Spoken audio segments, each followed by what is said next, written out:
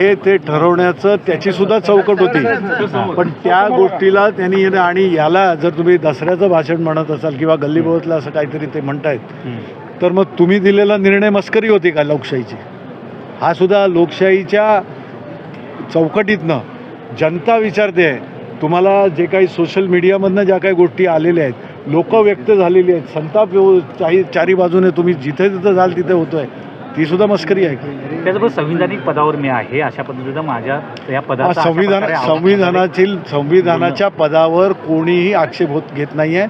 संविधानाच्या पदांना ती लोकशाहीमध्ये जी संविधानात्मक पदं आहेत त्याचा योग्य मान प्रत्येकजण राखतोय. उद्धवजींनी सुद्धा राज्यपालांचं पद असू द्या किंवा तुम्ही महाराष्ट्र राज्य विधिमंडळाचे स्पीकर म्हणून असू द्या, तुमचा मान आहे.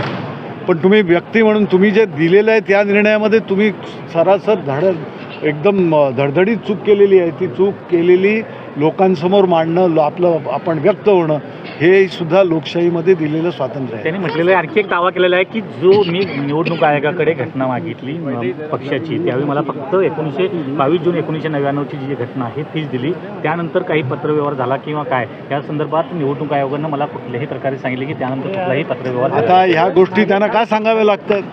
या गोष्टी माननीय स्पीकर साहेबांना का सांगावं लागत आहेत? तुम्ही 1999 तुम्ही स्वतः 2013मध्ये ते आहेत ते पाहिलं. म्हणजे एका बाजूला 99ची घटना वगैरे तुम्ही बोलताय, 2013ला इथे घटना पक्षप्रमुखांचं पद निर्माण होत आहे, अधिकार त्यांचे होत आहेत, संपूर्ण घटना एक त्यावेळेला या सगळ्या प्रक्रियेचे ते भाग होते. आणि त्यामुळे या गोष्टी तुम्ही आता माध्यमांनी विचारावं. तुम्ही सगळं पाहिलं आता, कुठे कुठची गोष्ट काहीही लपून किंवा हे करण्यासारखी नव्हती. सगळं तुमच्या समोर आहे. तुमची मनं आणि तुमचे स्वतःचे चेहरे सांगताय. देसाई साहेब काय सांगाल? देसाई साहेब तुमचा राज्यसभेचा कार्यकाळ आता, देसाई साहेब तुमचा एक महत्त्वाचा प्रश्न. देसाई साहेब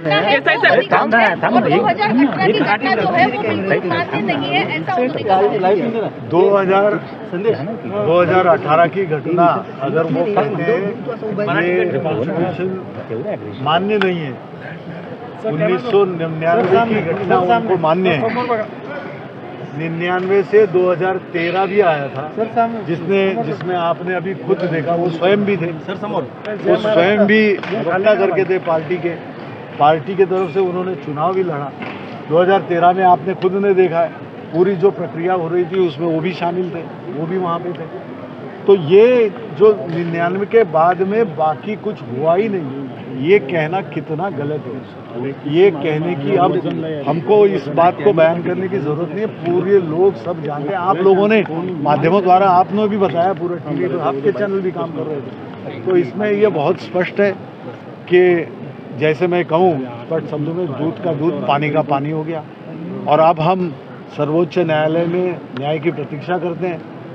और उसके आगे भी, पहले भी और उसके आगे भी हम जनता न्यायालय तो हो गया, जनता के दरबार में रहेंगे. जनता एक खूब सी जानती है कि क्या सच है क्या गलत है, और इस गलती को जनता सुधारेगी, न्याय जनता देगी. तुमच्या राज्यसभेचा कार्यकाळ हातात जो है वो भी बयान कर रहे हैं कि वहाँ पर राष्ट्रीय कार्यकारिणी हुई थी, लेकिन कागजात छुपाने की साजिश लग रही है या झूठा फैलाने की साजिश? अब झूठ का सामना वो कर रहे हैं.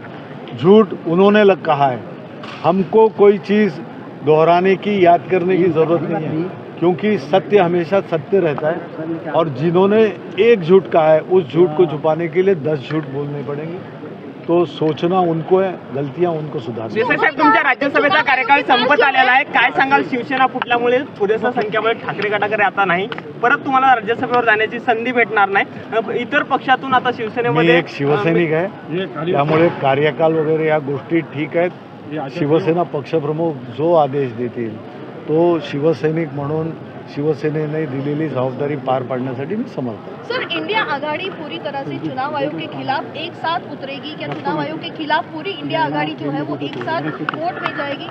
चुनाव आयोग के खिलाफ जो जंग हम लड़ रहे हैं, हमारा इंडिया अलायंस के जो हमारे पार्टनर्स हैं वो भी उनके पार्टीज में अगर कुछ किसी तरह से जैसे एनसीपी में हो रहा है तो वो भी अपनी जंग लड़ रहे हैं. देखो, चुनाव आयोग इट्स अ कॉन्स्टिट्यूशनल अथॉरिटी, और उनका पूरा सम्मान रखते हुए जो भी न्याय है वो न्याय आप करेंगे, सच्चा न्याय करेंगे, ये अपेक्षा रहती है। और अगर कोई न्याय आपने ठीक नहीं किया और हम अगर सर्वोच्च न्यायालय में जाते हैं तो जो भी गलतियां हुई है या जिसको ये है वो सुधारने का मौका भी रहता है, क्योंकि ये हमारे जो लोकतंत्र है, इस लोकतंत्र में हम व्यक्त होते हैं, हमको वो फ्रीडम ऑफ एक्सप्रेशन है और उसी के तहत हर पॉलिटिकल पार्टी को एक अपनी तरफ से अपनी एक कहने की एक आवाज़ है जो आपने अभी देखी, जो सच बात है लोगों के सामने रखी। आपने देखा, माध्यमों द्वारा भी आपने प्रश्न पूछे और इसी को लेके, इसी सत्य को लेके हम जनता के दरबार में। Thank you.